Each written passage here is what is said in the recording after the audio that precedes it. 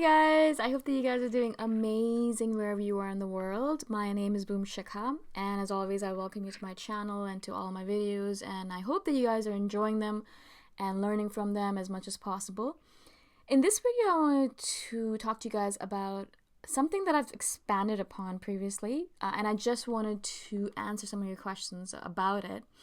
And I did a video a few days ago, a couple of weeks ago maybe, about how INFJ females are really masculine minded. Now, a couple of you guys said, there's no such thing as masculine or feminine. It's just, ideas that we've created. And I totally understand, we're all just human beings and we're just all behaving the way that we want to.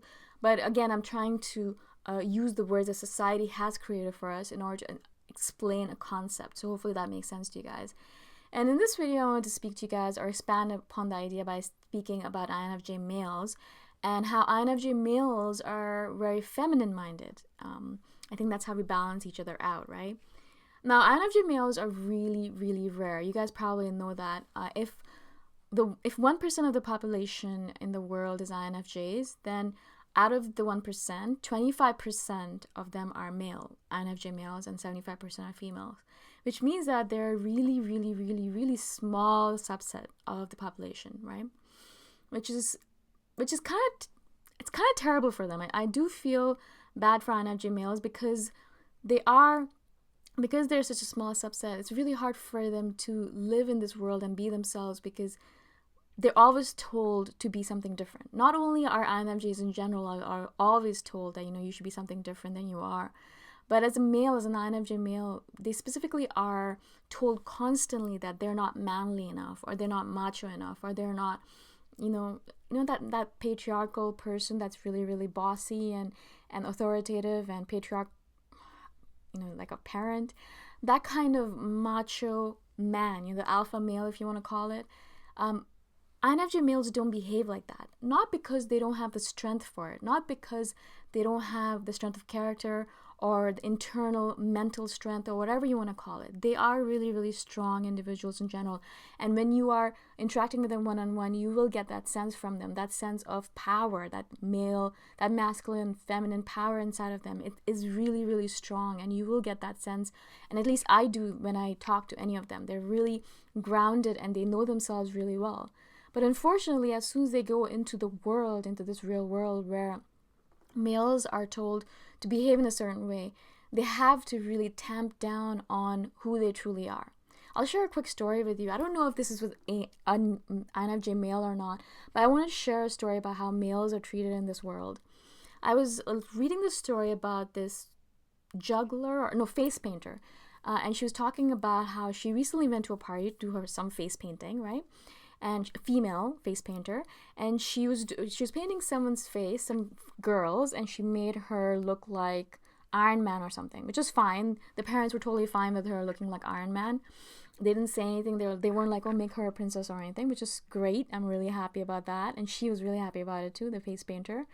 But then a guy came up to her, a younger boy, maybe 10 or 12 years old, with his parents, and he wanted to become something very feminine. He wanted to, was it a unicorn or a fairy or a princess, something like that. I mean, it was something that I guess typical boys wouldn't typically ask for, I guess. I don't know. But it was something that caused the mother to really just go up in arms and say, there is no way in hell you're painting my boy that way. Make him a He-Man or Iron Man or a Superman or something like that. Don't make him that, whatever he wanted, a fairy or a princess. The father was all right with it. The father was like, it doesn't really matter. You can do whatever you want. But the mother just went up in arms. She was really angry about it. And she was ready to go into a physical fight because the boy asked for something that was not really boy-like or manly, right? Macho. Now, this is a very simple example. But this kind of stuff happens every single day to men in our society. Because not only are men against them, in fact that the men are telling them, man up, stop being a pussy, or stop being so weak, or stop crying, or stop showing your emotions and all that stuff. Not only are men doing that to them, but women are as well. Their own mothers are telling them not to be pussies, or their own wives are telling them to man up, or their own girlfriends are doing that to them, or their sisters, things like that.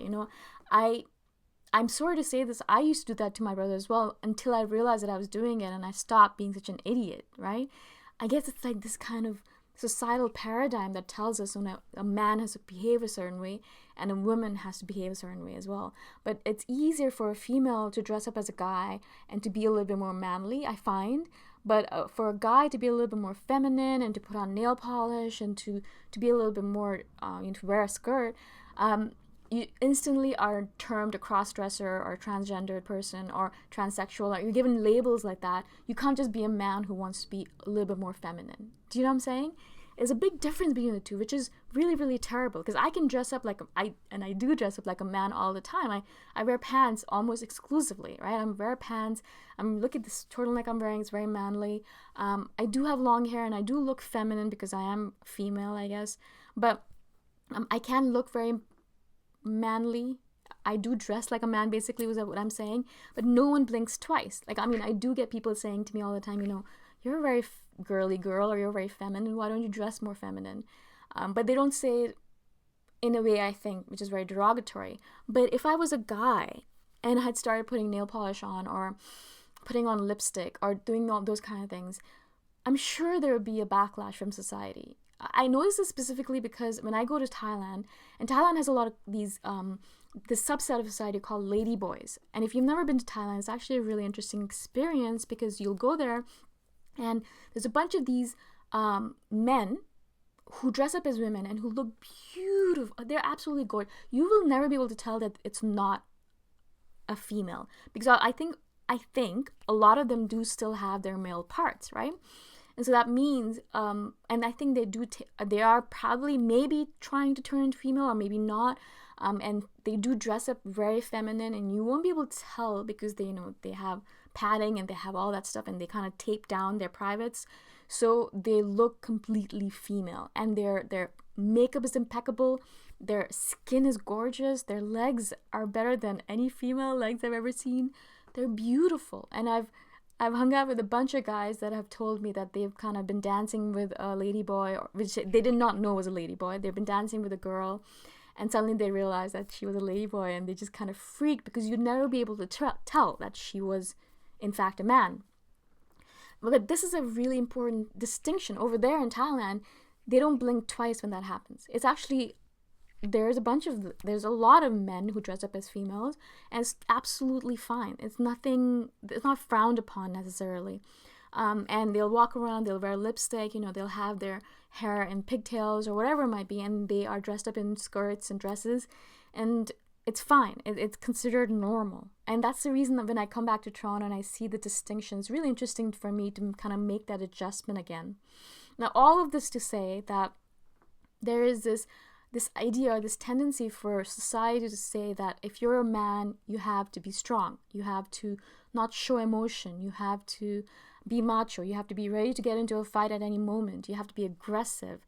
You have to do all these weird things where, INFJ males are not like that. They're very feminine not in a derogatory way again. They're very feminine in the way that we're very soft, and they're really gentle. They're gentle creatures. They're loving, and they're kind, and they're emotional, and they're connected with their feminine side. Because all of us have both masculine and femininity within us. We have masculinity and femininity all within us, but some of us express more of one versus the other. INFJ females, as I said, express more masculinity than femininity, even though we have both, and we do express both at times, but we express more masculinity than femininity, right? I feel that INFJ males express more femininity than masculinity, or they have more of a tendency to go towards that side. Not that they can't express both, and not that that makes them weak in any way or makes them less of a man, obviously, right? But that's what society tells them, and that means as an INFJ male, you really have to be dragging yourself through the mud. You really have to be pulling yourself out of it in order to live the way you want to live, because you'll constantly be getting people telling you that you're not the right kind of man. It's the kind of thing that I get told also all the time, that I'm not the right kind of woman. I'm not submissive enough, and I'm not feminine enough. I don't put enough makeup on, and I don't do enough feminine things. And the same thing happens to INFJ males. I had a bunch of you guys, INFJ males, message me about it, and I'm going to just read a couple of messages from you guys. I'll give you an idea of how it feels from their end. So I think this was Jeremiah. I actually don't remember who said this, but I've saved his note. And this is what he says. INFJ males are the exact same, everything you say, but the opposite. I feel as though I have a very feminine brain or feminine way of thinking. I guess we're kind of in the middle. We're considered too feminine. And that's the thing I really want to talk to you guys, is that they're considered too feminine. We receive the message, he says, that we need to man up, be stronger than, be the protector, savior. And most of the time, that's just not who we are. We're not the quintessential macho man. Thus, we're degraded and disregarded, which is so powerful if you can think about it. We get the message, he says, implicitly or explicitly, that no women will love or respect us for who we are. A big problem I see is that positive qualities like strength and intelligence are associated with masculinity. So if you're not that smart or strong, or if a female is smarter or stronger or more independent than you, then you're considered not a man, or at least less of a man. Our identities are as INFJs are under constant attack, it would seem. We need to change the perception of what is masculine and feminine and remove all toxic shame associated with both. There is no shame being either, whether male or female. As a side note, I feel the same about females that try to act dumb. I hate bimbos. I'm in no way threatened by smart or strong women. That was one of the messages. And the other one was, yep, Jeffrey, the struggle is real. I always thought when I was younger that I would get on with women better than other guys because I feel I share a 50-50 male to female balance in how I think and feel. But actually, a lot of women find it off-putting that you have feminine qualities. So shallow women think you're gay and masculine men think you're gay. I even have gay men hitting on me and buying me drinks because they pick up on the feminine energy and think I must be gay. Sorry, not gay, just a male INFJ. So yes, the struggle may be worse for INFJ males because at least an independent girl can be a very attractive prospect to males, but it doesn't seem to go the other way. Most women don't want a sensitive guy. They want a masculine man because empathic qualities are for women. So you just end up playing the gay best friend role in women's life. So such brilliant points shared in this, right? So you end up playing the gay best friend role. And it's funny because I'm reading a lot of these kind of messages from INFJ males telling me that they end up playing this role over and over again because the women in their life, they think that they're nice. They're too nice. You know, I'm too nice. They're always telling me that I'm too nice, and they don't want a nice man. They want to be around a bad guy or like a bad boy. But then the bad boys are the ones that are treating them poorly. But instead of being with a guy who's nice, and they should be, they're running after the terrible ones, right? Now, a lot of stuff came up from these videos, as you guys can tell. It's really, really fascinating subject, as you might imagine. You know, this whole, as I said this over and over again, societal paradigms, they're always constantly pushing us in one direction or another. They're telling us that we should be one way or another. As feminine, or as women, we're being told that, you know, we should be more feminine. And as males, INFJ males are being told that they should be more masculine. And I love what he said about being disregarded. And that really pained me when I read that, because it means that if you're not going to play our game, that's what society says to us. If you don't play our game, then you don't exist to us anymore. And this is really important, guys. You have to remember this, because this is how society makes us play their games. They make us play their game by saying that if you don't, then you're kicked out of society. And as a social being, as a human being who needs society in order to survive, instantaneously our result or our solution is to play along. And we play along by being more feminine as a female and being more masculine as a male. But if we can't play along, which is what an INFJ's life is all about, we just can't play along with those stupid games, that means that we are going to be ostracized or extradited, removed from society, right? We're going to be treated like foes. We're going to be treated like their enemies, or we're going to be kicked out and said that we don't belong anymore. And this kind of non-belonging really makes us feel like, you know, shit. It makes us feel like why am I even bothering being myself if this is going to be the result of all of this, right? This is a reason, again, I've started doing a lot of these videos. I started doing INFJ videos in general because I want you guys to realize that you are not alone. And yes, maybe some people will not be comfortable with you being who you are, but there are other people out there who will be. And that's all you have to do, is find those people. Not every female in the world is going to be upset that an INFJ male is being feminine. There are some strong women who want, you know, that kind of man around because they like the empathic quality of a man. They're not there. They can take care of themselves. We don't need a man to take care of us. We just want someone who's going to understand us and who's going to take care of our needs and emotions, right? So all of this video, which is really long now, to say that I understand, and I wanted to kind of empathize with all the INFJ males out there, and I hope that I've kind of attached or answered some of the ideas, or portrayed some of the ideas that you guys put forth in your messages. I wanted to create this video just because I wanted to present both sides of the situation, and you guys are right, I only presented one side by talking about INFJ females and not about INFJ males.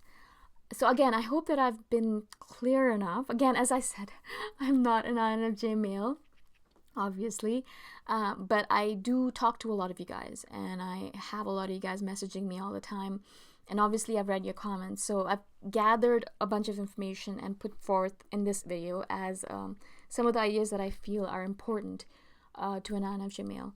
If you guys find something that I've said offensive, please just ignore it. I'm not meaning to be offensive or derogatory. It's something, I'm just sharing ideas. And if you guys have any questions, please let me know. If you have any suggestions for future videos, let me know. And I'll see you guys in the next video. Bye for now.